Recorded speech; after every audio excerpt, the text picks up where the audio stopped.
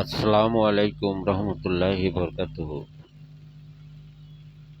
প্রিয় বন্ধুগণ, আমি মোহাম্মদ রিকাত আলী, পিবিএন পাবনা। জীবন বড় কঠিন।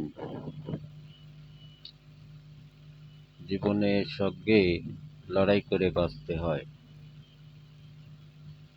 ফেলে আসা দিনগুলোর কথা যদি মনে পড়ে,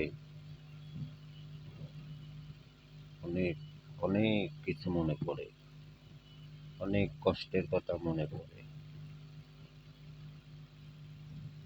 তাই পরিশ্রম করতে হবে, চেষ্টা করতে হবে, যে কোনো কাজের সাথে লেগে থাকতে হবে, তবেই সফলতা পাওয়া যায়।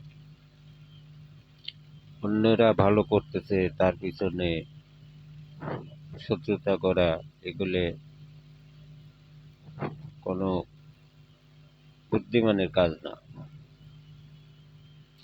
নিজেকে তৈরি করতে হবে, নিজের যোগ্যতা দিয়ে, নিজের দক্ষতা দিয়ে নিজেকে প্রমাণ করতে হবে।